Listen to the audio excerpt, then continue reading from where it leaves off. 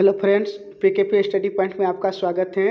इस वीडियो में हम सब कार्बन टॉपिक से संबंधित जितने भी ऑब्जेक्टिव क्वेश्चन बनते हैं उन सभी ऑब्जेक्टिव क्वेश्चन को बारी बारी से सॉल्व करेंगे। यदि आप शुरू से लास्ट तक वीडियो को देखते हैं तो कार्बन से जितने भी क्वेश्चन पूछे जाते हैं एग्जाम में वे सारे क्वेश्चन आपका क्लियर हो जाएंगे। तो बिना लेट किए हम सब क्वेश्चन को सॉल्व करना स्टार्ट करते हैं। देखिए, पहला नंबर क्वेश्चन है हमारे पास, कार्बन आवर्त सारणी के किस वर्ग का सदस्य हैं? तो इसका आंसर होगा 14। कार्बन आवर्त सारणी के वर्ग 14 का सदस्य हैं। अब बात आया आवर्त सारणी। तो आवर्त सारणी का खोज किसने किया था? मेंडलीफ ने किया था, जो परमाणु द्रव्यमान पर आधारित था।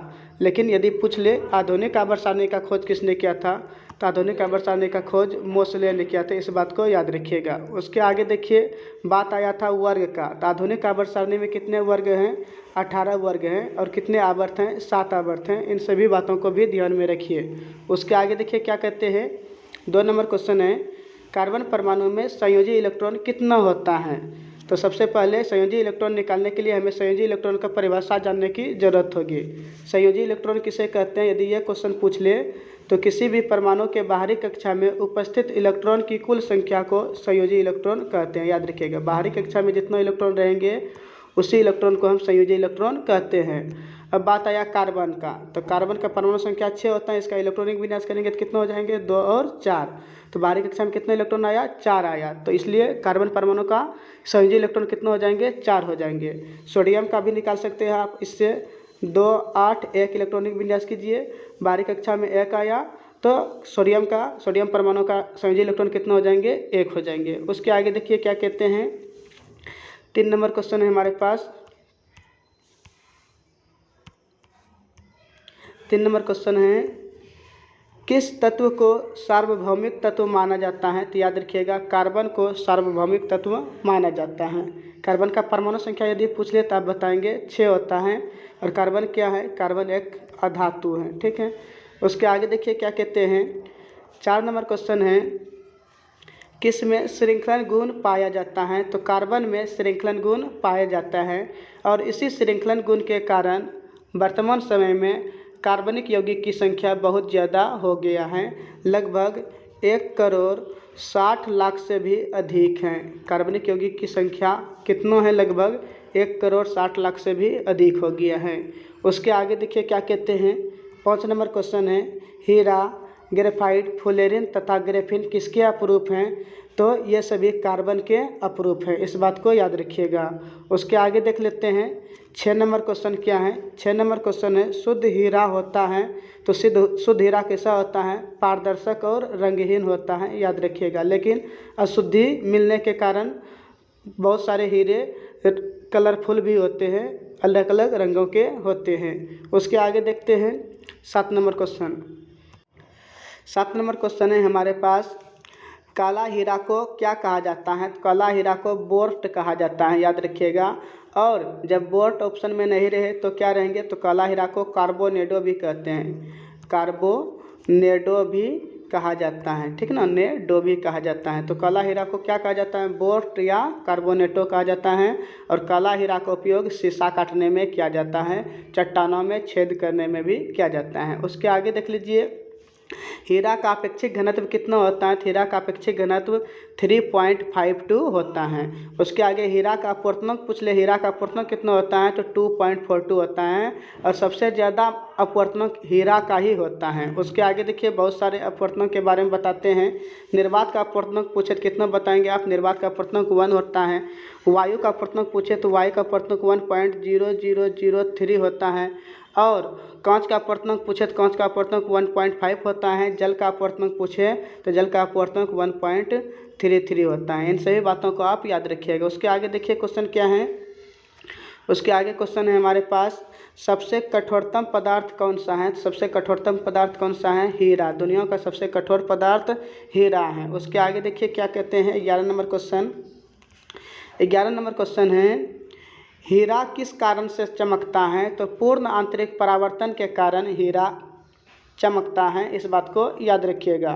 उसके आगे पूर्ण आंतरिक परावर्तन के लिए एक शर्त होता है, प्रकाश की किरण को सघन माध्यम से विरल माध्यम में जाना चाहिए। इस बात को भी आप याद रखिएगा।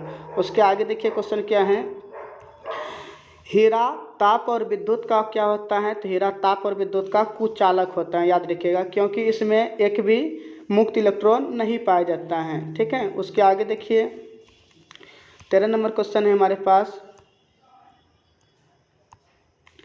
हीरा को 800 डिग्री सेल्सियस ताप पर गर्म करने से कौन सा गैस निकलता है? यदि हम हीरा को 800 डिग्री सेल्सियस ताप तक गर्म करते हैं तो कार्बन डाइऑक्साइड गैस का निर्माण होता है, याद रखिएगा। और कार्बन डाइऑक्साइड गैस की प्रकृति कैसा होता है?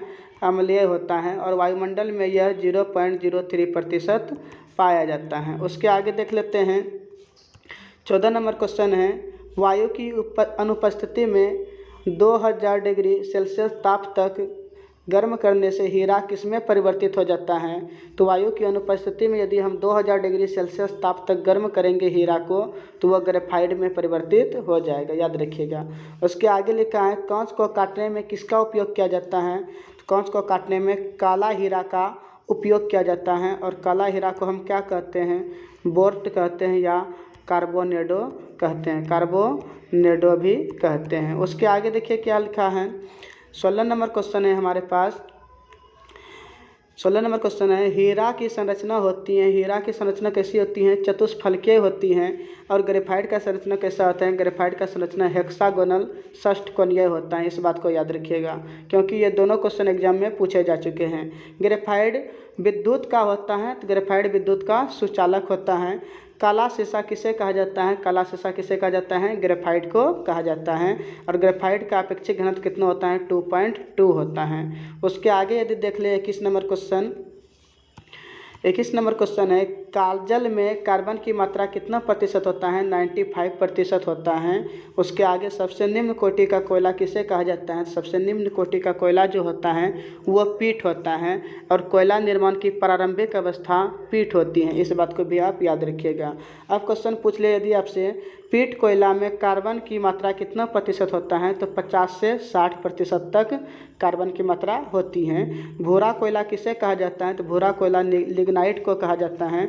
और लिग्नाइट कोयला में कार्बन की मात्रा कितना होती है? 60 से 70% तक होती है। उसके आगे देखिए क्वेश्चन लिखा हुआ है, नेक्स्ट क्वेश्चन है, बिटुमिनस कोयला में कार्बन की मात्रा कितनी होती है? तो बिटुमिनस कोयला में कार्बन की मात्रा 70 से 85% तक होती है। और मुलायम कोयला किसे कहा जाता है?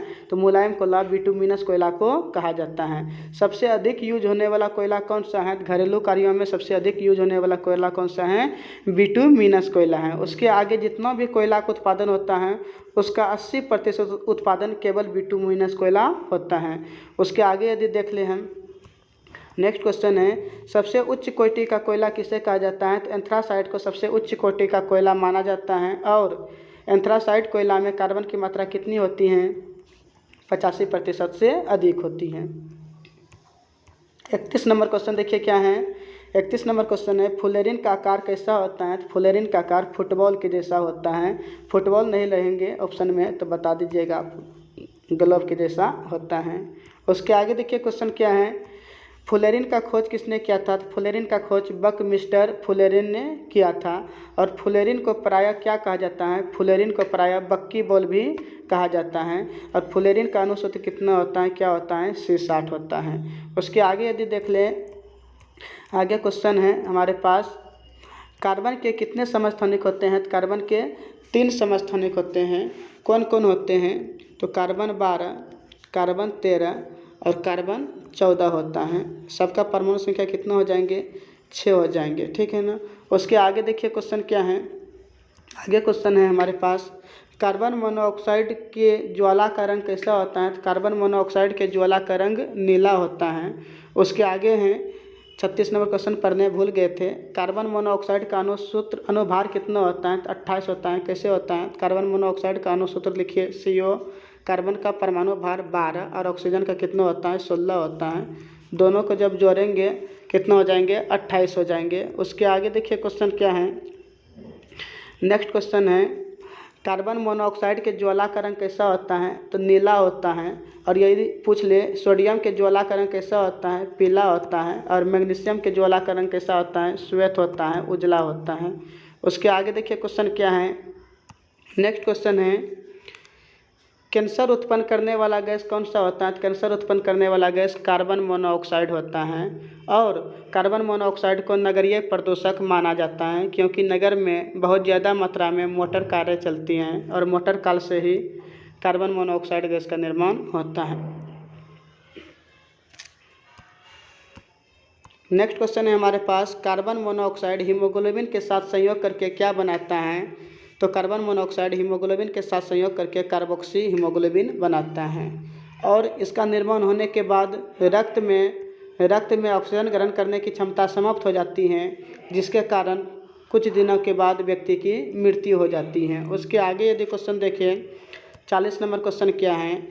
कार्बन मोनोऑक्साइड सूर्य प्रकाश की उपस्थिति में क्लोरीन के साथ संयोग करके क्या बनाता है? तो फॉस्जिन नामक विषैले गैस का निर्माण करता है। याद रखिएगा, सूर्य प्रकाश की उपस्थिति में कार्बन मोनोऑक्साइड क्लोरीन के साथ संयोग करके फॉस्जिन का निर्माण करता है। उसके आगे देखिए क्वेश्चन क्या है? कार्बन मोनोऑक्साइड और हाइड्रोजन गैस के मिश्रण को क्या कहा जाता है? जल गैस कहा जाता है, अर्थात CO+H2 इसका सूत्र हो जाएंगे जल गैस का। उसके आगे देखिए क्या है? 42 नंबर क्वेश्चन है हमारे पास, कार्बन मोनोऑक्साइड और नाइट्रोजन गैस के मिश्रण को क्या कहा जाता है? प्रोड्यूसर गैस कहा जाता है। CO+N2 को प्रोड्यूसर गैस और CO+H2 को जल गैस कहा जाता है। नेक्स्ट क्वेश्चन देखिए क्या है? पौधों के लिए प्राणदायक गैस कौन सा होता है? तो कार्बन डाइऑक्साइड CO2 गैस पौधों के लिए प्राणदायक गैस का काम करता है, क्योंकि पौधे भोजन निर्माण के लिए कार्बन डाइऑक्साइड गैस का ही उपयोग करता है। वायुमंडल में कार्बन डाइऑक्साइड की मात्रा कितना होती है? तो वायुमंडल में कार्बन डाइऑक्साइड की मात्रा 0.03% होती है। सबसे ज़्यादा मात्रा में क्या होता है? नाइट्रोजन होता है, कितना प्रतिशत होता है? 78%। और ऑक्सीजन कितना होता है? वायुमंडल में 21% पाया जाता है। नेक्स्ट क्वेश्चन देखिए क्या है? नेक्स्ट क्वेश्चन है हमारे पास, ग्रीन हाउस प्रभाव के लिए मुख्य रूप से उत्तरदायी गैस कौन सा होता है? कार्बन डाइऑक्साइड होता है। कार्बन डाइऑक्साइड गैस की प्रकृति कैसी होती है? अम्लीय होती है और चूने के पानी को दुधिया कर देता है। कौन सा गैस चूने की पानी को दुधिया कर देता है? तो आप बताएंगे कार्बन डाइऑक्साइड गैस चूने की पानी को दुधिया कर देता है। क्वेश्चन पूछ लिए, यदि सोडा वाटर में अधिक दाब पर कौन सी गैस भरी जाती है? तो सोडा वाटर में अधिक दाब पर कार्बन डाइऑक्साइड गैस भरी रहती है। उसके आगे देखिए क्वेश्चन क्या है? उसके आगे क्वेश्चन लिखा है, ठोस कार्बन डाइऑक्साइड को क्या कहा जाता है? तो ठोस कार्बन डाइऑक्साइड को शुष्क बर्फ या ड्राई आइस कहा जाता है। याद रखिएगा, आग बुझाने के काम में आने वाला गैस कौन सा है? तो आग बुझाने के लिए हम कार्बन डाइऑक्साइड का प्रयोग करते हैं। नेक्स्ट क्वेश्चन है, कार्बन डाइऑक्साइड के जलीय घोल को कहा जाता है? तो कार्बन डाइऑक्साइड के जलीय घोल को कार्बोनिक अम्ल कहा जाता है। और कार्बोनिक अम्ल का सूत्र पूछे तो H2CO3 होता है। नेक्स्ट क्वेश्चन देखिए क्या लिखा है, चारकोल क्या है? तो चारकोल कार्बन का अशुद्ध रूप है। याद रखिएगा, यहाँ शुद्धतम लिखा गया है, तो चारकोल कार्बन का अशुद्ध रूप है। ठीक है। उसके आगे देखिए नेक्स्ट क्वेश्चन क्या है, कोल्ड ड्रिंक की बोतल में उच्च दाब पर भरी जाती हैं तो कार्बन डाइऑक्साइड गैस को भरी जाती हैं। उसके आगे देखिए, रात के समय पौधे किस गैस को छोड़ते हैं? यदि यह क्वेश्चन रहेंगे तो रात के समय पौधे कार्बन डाइऑक्साइड गैस को छोड़ते हैं। परमाणु भार का अंतर्राष्ट्रीय मानक क्या है? परमाणु भार का अंतर्राष्ट्रीय मानक कार्बन 12 है। इसको फिर से देख लीजिए, यहाँ पे जो है थोड़ा सा मिसप्रिंट हो गया है। चारकोल क्या है? तो कार्बन का अशुद्धतम रूप है। याद रखिएगा। उसके आगे हमारे पास क्वेश्चन अवेलेबल नहीं है। कार्बन से जितने भी इम्पोर्टेंट क्वेश्चन बनते थे, हम सभी ऑब्जेक्टिव क्वेश्चन को, इम्पोर्टेंट क्वेश्चन को आपके सामने में ला के रख दिए हैं। आप यदि अच्छी तरीके से इसका अध्ययन कर लेंगे तो कार्बन से पूछे जाने वाले क्वेश्चन इससे बाहर नहीं जाएंगे। तो इस वीडियो में आज के लिए इतना ही। यदि आपको वीडियो अच्छा लगा हो तो वीडियो को लाइक कर दीजिए। साथ ही साथ यदि आप हमारे चैनल पर नए हैं तो चैनल को सब्सक्राइब कर बेल आइकन दबा दीजिए, ताकि आने वाले हर एक वीडियो का नोटिफिकेशन आपको मिलता रहे। और अपने दोस्तों तक भी वीडियो को ज़रूर शेयर करें। जय हिंद, जय भारत।